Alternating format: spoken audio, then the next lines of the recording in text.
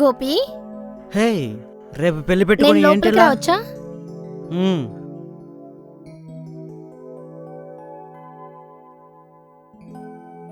ఇదేం బాగోలేదు రేఖ. రేపు నీ పెళ్లి పెట్టుకుని ఇలా రావడం అస్సలు మంచిది కాదు. ఇన్నాళ్ల మన ప్రేమ ప్రయాణంలో నిన్ను కాదని నేను పెళ్లి చేసుకుంటున్నాను. నువ్వెలా ఉన్నావు నిన్ను చూడ్డానికి వచ్చాను. ఎందుకంటే మా అమ్మా నాన్నలతో పాటు నువ్వు కూడా గ్రీన్ సిగ్నల్ ఇచ్చేసావు. రేఖ, మీ అమ్మ నాన్నలను కాదని ఎదిరించి మనం పెళ్లి చేసుకుంటే మనిద్దరం సుఖంగా ఉంటాం, కానీ మీ అమ్మ నాన్నలను చంపుకునే సుఖం నాకొద్దు. అందుకే వాళ్ళ సంతోషంగా ఉంటే చాలు. ఎలాగో చిన్నప్పటి నుంచి నేను ఒంటరి. నాకు ఇది కొత్త ఏం కాదు. సరే, నువ్వు చెప్పినట్లు నేను వింటాను. ఇప్పుడు నేను చెప్పినట్లు నువ్వు వినాలి. ఎలాగో పెళ్ళైపోతుంది, ఇక నుంచి నీకు కనపడను. అందుకే మనిద్దరికి గుర్తుగా రేపు నాకు పుట్టబోయే బిడ్డ నీదై ఉండాలి. రేఖ, నువ్వెంత ఆలోచించి తప్పన్నా కూడా మన ఇన్నాళ్ల ప్రేమ జ్ఞాపకం, నీ జ్ఞాపకం జీవితాంతం గుర్తుండాలంటే ఇది నాకు తప్పనిపించడం లేదు.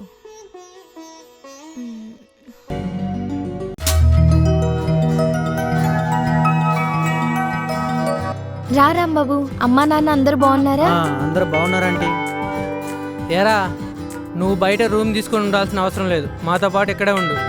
ఈ లంకంత గుంపలో నేను పిన్నే ఉంటున్నాం, నువ్వు కూడా మాతోనే అడ్జస్ట్ అవ్వు. అలాగేరా.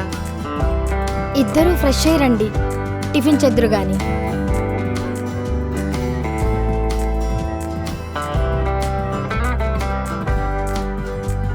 ఏరా చందు, ఎలా ఉందిరా నా లవ్వు? అదేరా నీ చెల్లెలు. దానికేరా, అది సూపర్గా ఉంది. కాకపోతే నన్నే రోజు కాల్చుకు తింటుంది. రేయ్, దాని గురించి ఏం మాట్లాడకు, చంపేస్తా రాస్కెల్. అది నా దేవతరా. ఓకేలేరా బాబు.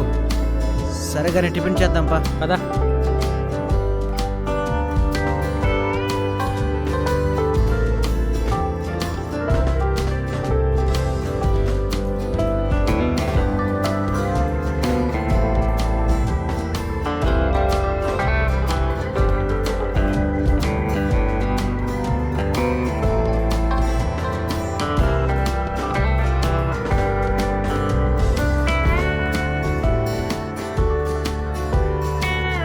పిన్ని, నేను ఇంటర్వ్యూకి వెళ్తున్నాను, మధ్యాహ్నం భోజనానికి వచ్చేస్తాను.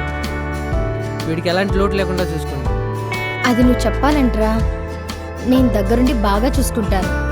నువ్వు ఇంటర్వ్యూకి వెళ్ళి గుడ్ న్యూస్తో రా. అలాగే పిన్ని. ఆల్ ది బెస్ట్ మామా. థ్యాంక్స్ రా.